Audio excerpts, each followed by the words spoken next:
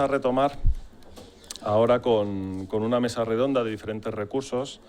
Yo soy Rafael García, entonces, bueno, me generaba especial ilusión presentar un poco esta mesa porque, bueno, a fin de cuentas, yo creo que también en psicoterapia viene muy bien a veces ir como desde la base, ¿no? Como muchos psicólogos y psicólogas que estamos aquí, yo creo que habremos pasado por la educación social y por recursos así como muy desde abajo, no desde las trincheras.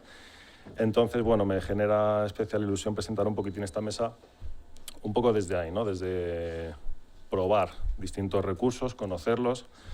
No son todos los que están, ¿no? Hay más recursos, pero bueno, queríamos dar una pequeñita muestra, ¿no? Desde algunos de un ámbito más hospitalario, otros más desde un ámbito lúdico. Y bueno, pues sin más dilación, vamos a ir presentando cada uno de los ponentes. Sí que os rogaría a lo mejor las preguntas que tengáis que las guardéis para el final, tanto la gente que está aquí como la que está en casa. Se las trasladaremos a cada uno de los ponentes. Entonces, bueno, pues en primer lugar va a hablar del Hospital de Día en los TCA, Belén Unceta. Belén Unceta es coordinadora y psiquiatra de la unidad de TCA del Hospital Universitario Santa Cristina, terapeuta de familia, tutora de prácticas y profesora del máster de TCA y obesidad de la Universidad Europea de Madrid, coordinadora y profesora de cursos de formación en TCA en la Consejería de Sanidad y es también miembro de la EDCA, la Asociación Española del Estudio de los Trastornos de la Conducta Alimentaria, que habló anteriormente Montserrat Grael. Así que, Belén.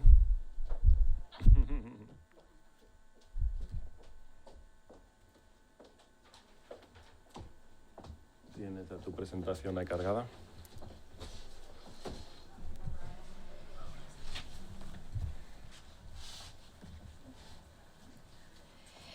Muchas gracias primero a Alfonso Méndez por haber contado conmigo, al Colegio Oficial de Psicólogos de Madrid, por organizar estas jornadas y por darme la oportunidad de poder hablar del trabajo que hacemos todo el equipo de Santa Cristina, ¿no? En un formato de tratamiento como es el de hospital de día, con las particularidades que tiene, el perfil de pacientes que trabajamos. Y también quiero comentaros un poco en esto que planteaba la doctora Grael. A muchas cosas voy a hacer referencia a lo que ha ido explicando ella, en cómo la pandemia ha ido también afectando a las pacientes que estamos tratando y el perfil de pacientes que ha cambiado sensiblemente de lo que era prepandemia al momento actual y cómo nos hemos ido adaptando, ¿no? Porque frente a la rigidez que a veces ellas tienen, ¿no? La parte de los terapeutas es el ser lo más flexibles posibles y irnos adaptando un poco a las circunstancias sobre la marcha para dar el mejor tratamiento, ¿no? Para ellas. Y desde ahí, pues, bueno, va a ser toda la evolución de la exposición mía. Contextualizando un poco la UTCA, ¿no? Bueno, desde cómo se crea, ¿no? A partir del Pacto Social de la Comunidad de Madrid contra los trastornos de conducta alimentaria, la anorexia y la bulimia, ¿no? En donde ya se juntan ahí varias consejerías, ¿no? Se ponen de acuerdo, la de Sanidad y Consumo, Educación, Economía, Innovación y Tecnología, la de Familia y Asuntos Sociales, entonces, Cultura y Deportes, en donde un poco se ponen de acuerdo, ¿no? En empezar a crear esa comisión ya en el 99 y en años sucesivos, ¿no? De cara a poder ir creando recursos ante la demanda que iba cada vez más en aumento, ¿no? Es el doctor Morandé, que en paz descanse, quien crea en asociación con ADANER, ¿no? Con la Asociación de Familiares y Pacientes, el poder iniciar ya en la Cruz Roja, ¿no? La atención a todos ellos y cómo, ¿no? De forma progresiva ya se van creando nuevos recursos. Obviamente el Niño Jesús ya estaba, ¿no? Históricamente, pero sí recursos para toda la red de adultos, ¿vale? Me fijo en esta diapositiva en concreto acerca del Plan Estratégico de Salud Mental del 2010-2014 porque ya habla de los trastornos de conducta alimentaria como trastornos mentales graves y esta parte es importante desde la mucha coordinación de los distintos profesionales que necesitamos estar en información constante, ¿no? Para poder evitar el que las pacientes de alguna manera se queden sin tratamiento en los distintos modelos e intensidades de tratamiento que van a necesitar a lo largo de todo el proceso de tratamiento, entendiendo, ¿no?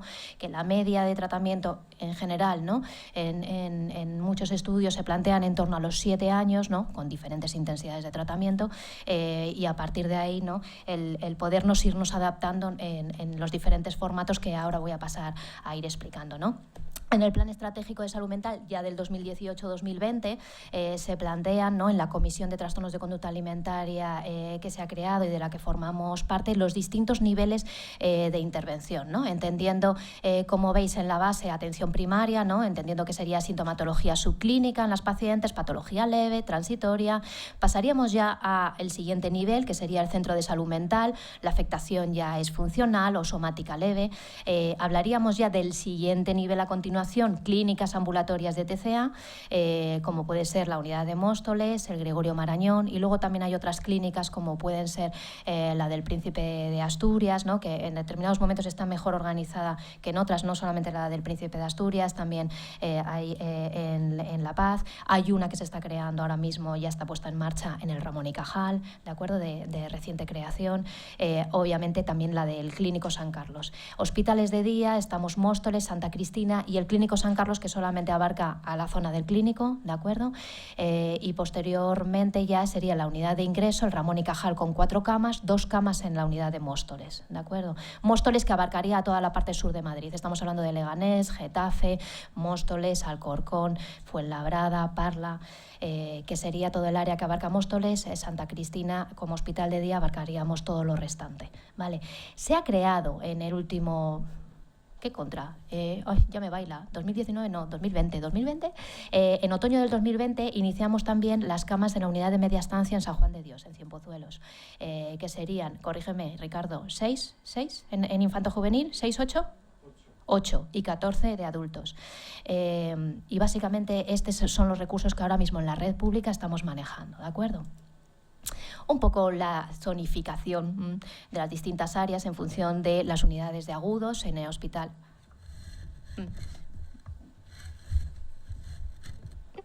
En los hospitales generales, los centros de salud mental que abarcarían cada hospital, las clínicas de TCA, cómo estarían dimensionadas para las distintas zonas de los centros de salud mental, los hospitales de día como el nuestro, la unidad de agudos específica de TCA, como la del Ramón y Cajal o la de Móstoles, en esta diapositiva y en la siguiente, y la UME, ¿no?, que abarca absolutamente a toda la Comunidad de Madrid, ¿no? Este sería el restante listado de hospitales con sus centros de salud mental correspondientes, clínica de TCA, hospital de día y unidad de media estancia.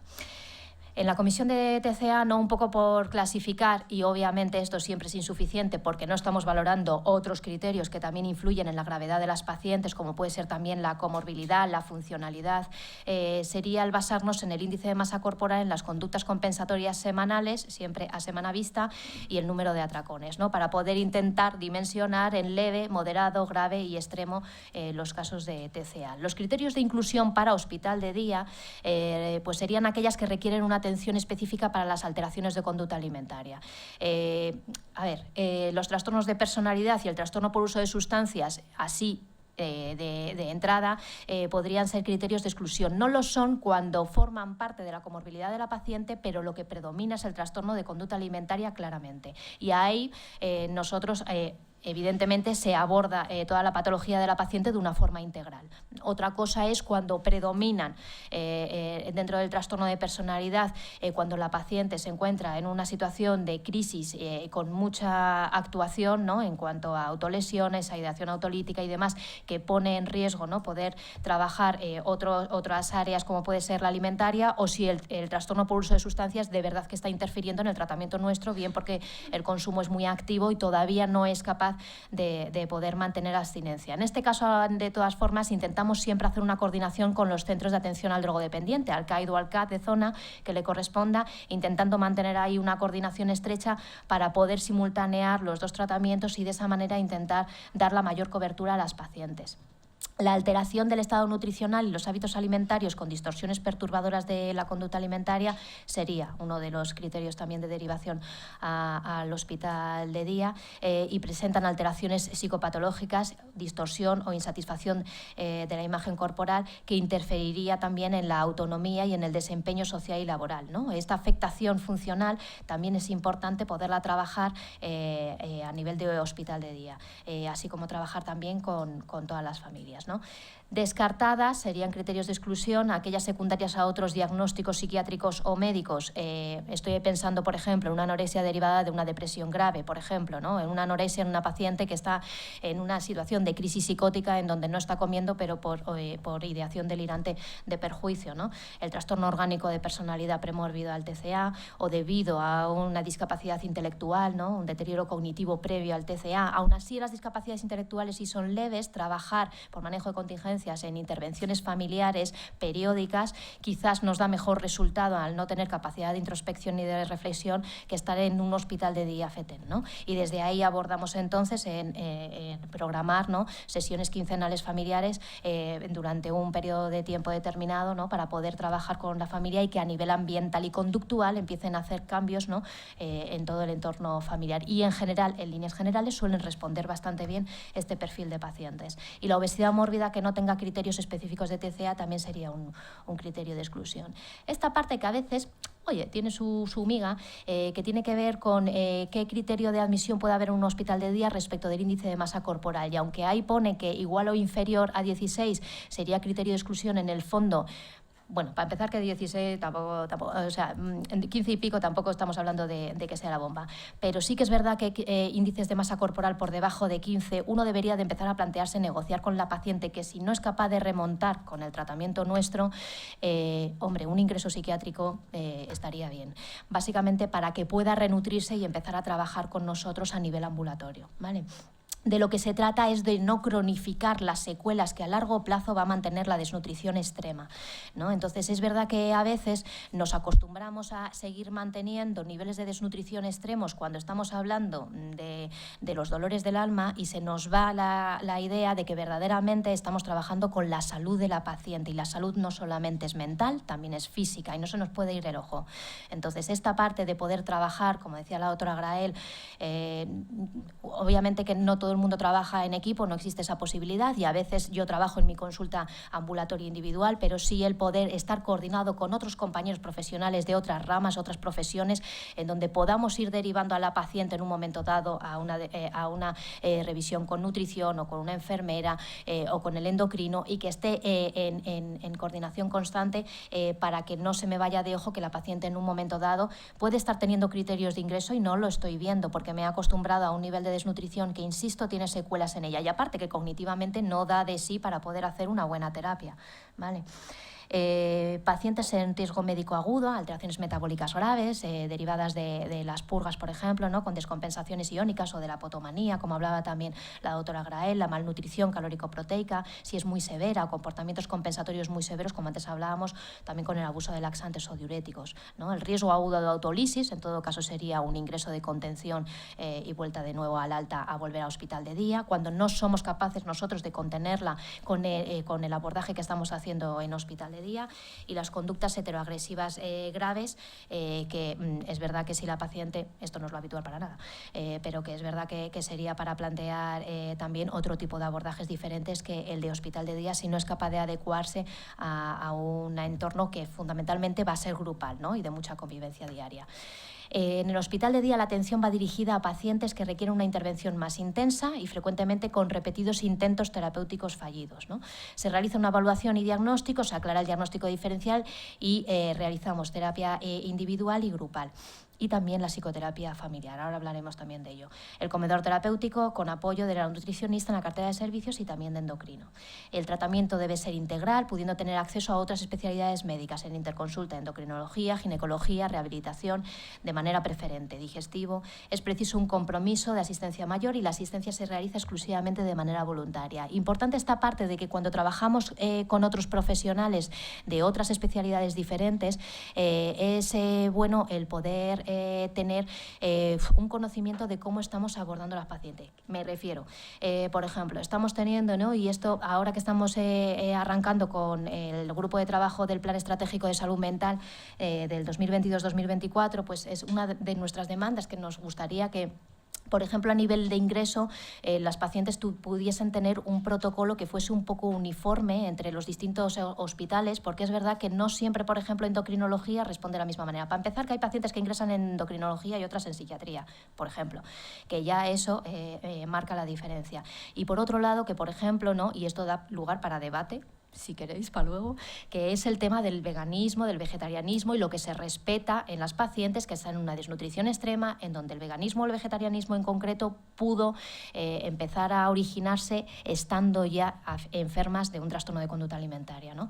Y a partir de ahí se respetan determinados aspectos respecto de su nutrición, lo que obliga a una mejora mucho más lenta. A veces no hay mejora, a veces se les da de alta con índices de masa corporal que casi son exactamente los mismos que cuando las derivamos a ingreso, ¿no? Con lo cual es bastante frustrante, con independencia ya de para el equipo que lo es, para la propia paciente que no acaba por tener la idea de que habiendo pasado por un ingreso con lo costoso que es para la propia paciente, el resultado sea tan pobre como el que está siendo en muchas ocasiones, por no poder poner los límites a una paciente que no es capaz de decidir en esos momentos tan afectada como está por el trastorno, que no es capaz de decidir por ella sola acerca de su propio autocuidado, y colocarle esa decisión a ella, es verdad que la compromete una y otra vez en cuanto a su estado de salud. Objetivos de hospital de día serían pues, intentar generar, ¿no?, esos cambios conductuales para normalizar las pautas alimentarias por parte de la propia paciente, la rehabilitación nutricional mediante la ingesta calórica adecuada y el consiguiente aumento de peso, y la identificación de procesos patológicos subyacentes, tanto psicológicos como de las relaciones familiares. Todo esto es como muy genérico. Ahora vamos a hablar de lo que hacemos realmente con esto genérico que os acabo de comentar, ¿vale? El inicio de la UCA, por poneros un poco en antecedentes, de Santa Cristina, se inició en marzo del 2006, inicialmente en el turno de mañana, en donde abarcábamos todos los perfiles, pero es verdad que en la tarde, que es un año después, es cuando empezamos a diferenciar los dos perfiles, básicamente perfil restrictivo, perfil en donde predomina el atracón, ¿de acuerdo? Para poder, entendiendo que en esas horas vespertinas es cuando con más frecuencia se producen los atracones, en la tarde-noche, entonces poder dar esa cobertura tanto a nivel del comedor terapéutico, pero también en psicoterapia, poder trabajar todo lo que podía surgir en esas horas. Es mayores de 18 años la población a la que atendemos, y pacientes con, como os decía antes, trastorno de conducta alimentaria resistente con repetidos intentos terapéuticos. El ingreso siempre es voluntario, firman un compromiso terapéutico al inicio del tratamiento, al que apelaremos una y otra vez cuando una no cumple la palabra dada. Y esto, pues con relativa frecuencia y últimamente mucho, tenemos que recurrir a ello. 2 turnos de tratamiento, pues, de 8:30 a 3:30, en ese perfil restrictivo, anorexia nerviosa, restrictiva, purgativa, los trastornos de conducta alimentaria no especificados, alguna bulimia nerviosa. 25 plazas en la mañana, 25 plazas en la tarde, en donde abordando en el comedor terapéutico merienda y cena, que en el caso de la mañana es desayuno, media mañana y comida, atienden ese perfil bulímico, trastorno por atracón y obesidad. El equipo es transdisciplinar, en esto que también hablaba la doctora Grael, ¿no? Básicamente es el mismo equipo tanto en un turno como en el otro, ¿no? En el caso de la mañana, yo funciono como la psiquiatra de la mañana, aparte de ser la coordinadora. Tenemos también una tercera psiquiatra en la consulta externa, que también posteriormente os comentaré en qué consiste esa consulta externa. Pues esta parte, ¿no?, que también decía la doctora Grael, que es tan importante cuando se trabaja en equipo, que no todo el mundo que dice que sabe trabajar en equipo, porque es verdad que supone renunciar a una parte mía, en donde tengo constantemente que poner en comunicación y poner en común con el resto de los miembros del equipo la información que yo tengo, igual la información del resto, y poder tomar decisiones consensuadas acerca de la paciente. Y no la primera que a mí me viene cuando la paciente me coloca en determinadas situaciones para que sea yo la que me erija, ¿no?, en la portavoz de todo el equipo. Entonces, el concepto claro sobre el desarrollo de mi función profesional y lo que implica un cambio significativo en la dinámica de equipo es importante, ¿no? De alguna manera, y muy de andar por casa, pero sería dejar mi ego fuera, lo dejo en casita, y no me lo traigo al trabajo, porque si yo tengo aquí mi ego puesto, lo que yo me creo es que las pacientes salen por mi trabajo, y las pacientes salen primero por ellas mismas, la medalla se la colocan ellas, el mucho esfuerzo y sacrificio van a tener que poner en ello para poder salir adelante, y de alguna manera, si sale es gracias a ella y su esfuerzo. Si no sale, algo nos vamos a tener que plantear el equipo que no estamos sabiendo llegar a la paciente, ¿no? Y esta parte de constantemente estarnos preguntando una y otra vez y cuestionándonos qué parte es la que no estamos consiguiendo llegar, no conseguimos, ¿no? Que la paciente tome esa decisión propia, interna, de querer salir adelante. Esa interrelación de especialistas supone una apropiación de los saberes como un aprendizaje continuo de los distintos integrantes que formamos el equipo, logrando así subir a un nivel más elevado donde las disciplinas nos acabamos complementando, ¿de acuerdo? Yo no soy nutricionista, no quiero saber de nutrición, no voy a hacer nunca la labor de ella, como tampoco ella la mía, ni yo la de enfermería y así sucesivamente, ¿no? De alguna manera transmitimos, porque es verdad que el hospital de día lo que tiene mucho es que es como un modelaje de lo que es la vida fuera, que es que yo tengo mis limitaciones, soy muy limitada, lo asumo. Entonces, como no se me caen los anillos por asumirlo, la paciente también puede empezar a entender que también ella tiene sus propias limitaciones, ¿no? Esta parte de que a veces pues este perfeccionismo, esta autoexigencia, ¿no? de querer hacer siempre las cosas bien, hoy salía en el multifamiliar una y otra vez, ¿no? Y poder demostrar que no pasa nada por ser una del montón, todos los del equipo somos del montón, ¿no? Solo que la suma de muchos hace que haya buenas ideas a veces no tan buenas, pero bueno, vamos por ensayo y error muchas veces, que esto es el aprendizaje también como equipo, ¿no? Cada disciplina se va deslizando del lugar central para ser ocupada por el problema que de verdad nos está llevando tiempo, que viene siendo el propio paciente, ¿vale? Y tener una visión integral de lo que es el paciente a través de la información que desde el auxiliar de enfermería, que en los comedores está con la paciente y está recabando información acerca de conversaciones que mantiene, alianzas, coaliciones, qué es lo que come y lo que no come, que también, ¿no? La enfermera cuando hace los registros, la nutricionista, el terapeuta ocupacional, que en imagen corporal la paciente actúa de una determinada manera o de otra, cómo está con psicología o con psiquiatría, que nada que ver con cómo está, por ejemplo, con la auxiliar de enfermería. Te da tanta información la vida de hospital de día, ¿no? Y la suma de todo eso es lo que nos hace tomar decisiones acerca de las pacientes, ¿no? Este sería un poco el esquema de cómo trabajamos nosotros. El paciente primordial, la paciente, que básicamente la mayoría son mujeres, ¿no? Y cómo trabajamos todos, ¿no? Sumando para aportar a que pueda salir adelante. Los objetivos de la UTCA, muy resumidamente, serían la combinación del tratamiento personalizado en relación a las características neurobiológicas y clínicas de cada paciente, pero con una asistencia humanizada, y poder proporcionar a las pacientes y sus familias el apoyo para la mejoría y para evitar también su estigmatización. Esta diapositiva, esta es una idea también del trabajo de equipo que hacemos, ¿no? Las próximas diapositivas que voy a mostraros son diapositivas de los distintos miembros del equipo. Esta en concreto es de Pilar Vilariño, ¿no? Acerca de que le gustan mucho los árboles y entonces hablamos de los modelos, ¿no? de tratamiento y las técnicas también que empleamos, ¿no? En el fondo, si veis, pues a lo largo de los años nos vamos formando en las cosas que vamos viendo que necesitamos estar formadas para poder afrontar el tratamiento con las pacientes. Nos van surgiendo nuevas dudas, porque cada paciente que nos viene, nuevas dudas que nos asaltan de cómo poder ayudar de la mejor manera, ¿no? Y que la paciente pueda conectar, ¿no? con aquellas situaciones difíciles, adversas, tanto del pasado como del presente, ¿no? Situaciones traumáticas también. Entonces, bueno, desde el modelo transteórico de los procesos de cambio, ¿no? que también hablaba la doctora Grael, el modelo de comunidad terapéutica, estando en hospital de día como no, el modelo de capacitación, ¿no? y que la paciente sea la que tome sus propias decisiones desde el principio hasta el final, y nosotros acompañarla en ese proceso de tratamiento, modelos psicodinámicos, la terapia interpersonal de Clerman, terapias cognitivo-conductuales, que en el fondo son las que están avaladas a día de hoy en esa evidencia que decía la doctora Grael, las terapias de tercera generación, la terapia de esquemas de Jung, la terapia de aceptación y compromiso, el psicodrama y técnicas activas que lleva a cabo el terapeuta ocupacional y también la psicóloga Pilar Vilariño, el DBT, la terapia interfamiliar, las terapias corporales y MDR. La terapia sistémica es una base para nosotros, trabajamos mucho en terapia familiar, tanto con terapia familiar al uso, terapias, grupos de terapias de familiares y los grupos multifamiliares que hacemos todas las semanas. Y bueno, y mucho sentido del humor, mucho, cuando a veces la paciente no tiene ningún sentido del humor.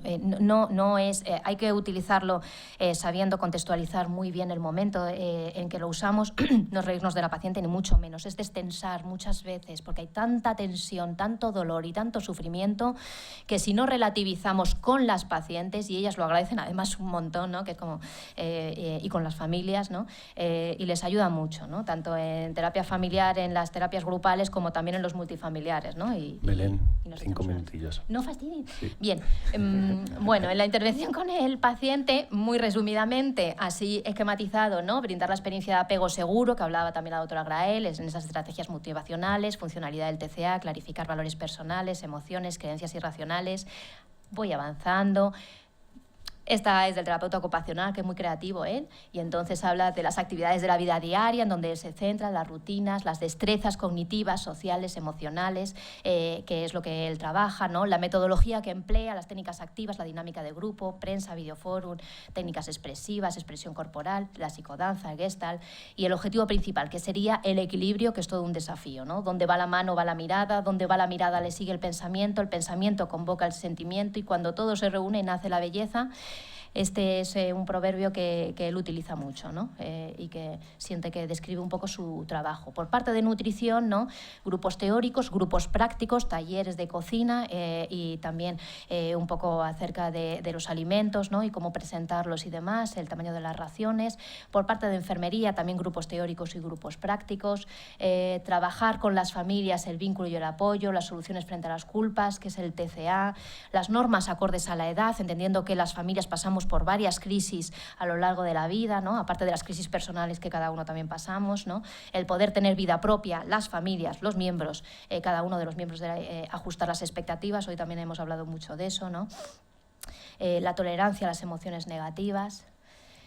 Tras la pandemia, ¿no? La parte en donde de alguna manera ya vaticinaba, ¿no? Fernández Aranda hablaba ya en el 2020 de lo que iba a suponer, ¿no? Y la afectación en las estrategias diagnósticas y terapéuticas de cómo íbamos a terminar adaptándonos, ¿no? a los cambios producidos. Es verdad que ha habido factores de riesgo en las consecuencias del encierro, como pueden ser los temores emocionales asociados al riesgo de contaminación, entonces, ¿no? Ese aislamiento, la menor relación social, la afectación en cuanto a los cambios de rutina, las características relacionadas también con la personalidad, ¿no? Experiencias adversas tempranas de baja autoestima y que muchas personas revictimizaron, ¿no? en etapa de pandemia, factores de riesgo como puede ser ese aislamiento social, pero también inducido por el confinamiento del COVID se redujo ese tiempo con amigos, como estábamos hablando, y los conflictos familiares, ¿no? Que en algunos casos se agravaron mucho más sin tener un apoyo externo, ¿no? a lo que podía surgir en esos momentos, ¿no? Esa dificultad para la regulación de las emociones y bueno, los datos relacionados con el COVID sugieren que la vulnerabilidad emocional de los pacientes con TCA a eventos estresantes se caracteriza por una alta sensibilidad y la interrupción a las relaciones interpersonales, ¿no? Las familias, que también es importante, ¿no? En esto que hablábamos de la sensación, ¿no? Como de que, pues, que también han claudicado, ¿no? Que se han visto desbordados, la verdad. Porque también a ellos les ha afectado, ¿no? Preocupaciones sociales, familiares, económicas, laborales, ¿no? Relacionadas con la salud y los duelos no resueltos, ¿no? No solamente los pacientes. También es verdad que ha habido factores de resiliencia y que incluso había pacientes que, por lo menos los que ya estaban vinculados con nosotros en esa etapa, en pleno confinamiento me estoy refiriendo, que sí que nosotros mantuvimos el hospital de día online, digámoslo así, las terapias grupales eran todas por vídeo, llamadas. Es verdad que manteniendo ese vínculo conseguimos mantenerlos medianamente estables. Y fíjate tú que empezaron a empeorar cuando se incorporaron a la vida y ahí, ¿no? Las situaciones de estrés volvieron otra vez a aflorar, ¿no? Bowlby habla de la teoría del apego, ¿no? Y de la necesidad de establecer relaciones de confianza. Paso por encima, estudios incluso de la doctora Grael, pero ya paso por encima, la evolución, ¿no? Un poco por ver, ¿no? Este aumento de la demanda, ¿no? Desde el 2019 110 pacientes nos habían derivado, ¿no? al año en cuanto a nuevas valoraciones, pasamos a 50 en el 2020 porque es verdad que hay ese periodo en donde no recibimos nuevas valoraciones, nuevas derivaciones en abril y mayo, volvemos otra vez a reabrir en junio del 2020 y volvemos otra vez a 128 en este año 2021 pasado, ¿vale? La evolución de las derivaciones, cómo han ido en aumento, en el perfil de restrictivo mayor que en el perfil de trastorno por atracón, con diferencia, cómo hemos conseguido, a falta de El hospital de día tuvimos que adaptarnos con el tema del COVID y seguimos adaptados. De 25 plazas por turno que teníamos, tuvimos que pasar a 12 plazas por turno, ¿vale? Esto supone que la capacidad para ir incorporando nuevas pacientes era mucho menor, ¿no? Y con esas pacientes que se nos iban aumentando en una lista de espera, lo que hicimos es que con esa psiquiatra del equipo que funciona en la consulta externa, hacer grupos de lista de espera a 3 grupos semanales, 2 grupos de pacientes, un grupo multifamiliar, en donde ya enlazan con Pilar y conmigo para poder ir haciendo vínculo de entrada luego al hospital de día, ¿no? Pero es verdad que la media, como estáis viendo ahí, de tiempo de espera a veces se nos dispara hasta los 60 días, aunque estemos dando esa atención tanto a las pacientes como a las familias, y sin embargo, y aún así intentamos indirectamente coger a las pacientes que son derivadas de ingreso sin ningún tipo de espera, ¿vale? Y ahí hacemos el pino puente con las orejas. Vamos ampliando, muy contentos estamos de que ya empezamos ya a pasar de 12 a 16 por turno y a ver si poco a poco conseguimos llegar a los 25 por turno que teníamos inicialmente, ¿no?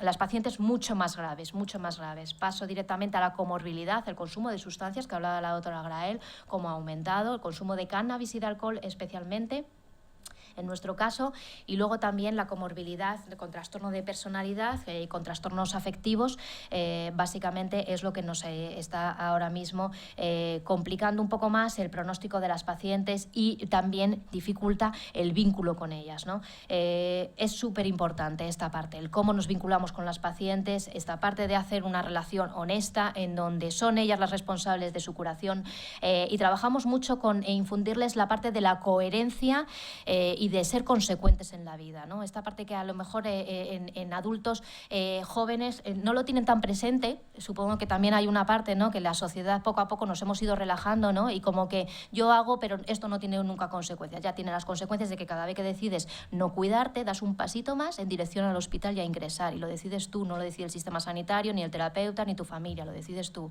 Constantemente estar empoderando en el fondo a la paciente de que para bien o para mal las decisiones que toma, asume ella las consecuencias, ¿no? Y que desde ahí nosotros acompañar. Un minutillo, Belén. Vale. Los ingresos, básicamente, pues intentamos contenerlos, ¿no? Y en todo caso, pues solo un 2% son por riesgo o ideación autolítica, ¿no? La adherencia al tratamiento, que es verdad que es del 58%, pero fijaros, el 29% todavía que rechaza, un 1% abandonan, 12% de reingresos, aquellos, ¿no?, que habíamos tratado en etapas previas, ¿no?, pero antes de pandemia, y volvemos otra vez a tratar ahora por un nuevo empeoramiento en esta parte, ¿no?, de la evolución episódica que a veces tienen los trastornos de conducta alimentaria, ¿no? Bueno, la evolución que hicimos, el número de atenciones familiares, que cómo hemos ido increciendo para poder dar atención a todos ellos, los grupos de terapia semanal que estábamos hablando, los grupos de lista de espera y el número de atenciones que estamos realizando, ¿no? Y básicamente las conclusiones, cierro ya con ello. Pacientes más complejas, con mayor deterioro nutricional, con menos conciencia de enfermedad, que debutan con mayor frecuencia con un ingreso hospitalario, con índices de masa corporal muy precarios, de 12, de 13, sin deseo de tratamiento además, y vienen directamente sin desear venir a hospital de día, lo que hace muy difícil que consigamos engancharlas, y mayor comorbilidad psiquiátrica, debido a, entre otras razones, a esas dificultades también en acceso a atención primaria, que esto también es cierto. Ha habido mucho retraso en que atención primaria derivase a salud mental y de salud mental que llegase a nosotros. Y esto hace que para cuando llegan ya el deterioro es máximo. Las familiares precisan de apoyo para un mejor abordaje intrafamiliar de los pacientes con TCA, pero también son una puerta de entrada a una mejor detección en ocasiones de la psicopatología previa o pospandemia y de la necesidad de eventual de tratamiento individual. Insistimos mucho en las familias, que cuando les estamos viendo desbordados, y es verdad que las familias ahora mismo están muy desbordadas, que puedan hacer ellos su propio tratamiento individual, no para hablar de la hija, sino para hablar de ellos, ¿vale? Ante la falta actual de plazas en hospital de día, pues intensificamos esas sesiones y la coordinación constante entre los distintos dispositivos específicos y no específicos de TCA, ¿no?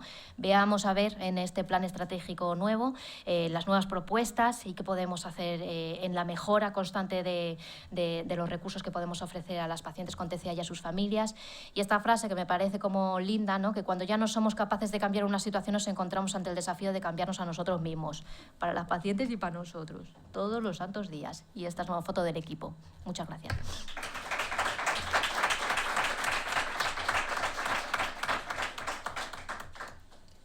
Muchísimas gracias, Belén. Ahora, agarrándome un poco a lo que hablabas del humor, te diría que pasas el casting para pasapalabra, ¿eh? Sí. Era mucho contenido, muchísimas gracias, pero ha estado genial. Muchas gracias. Nada.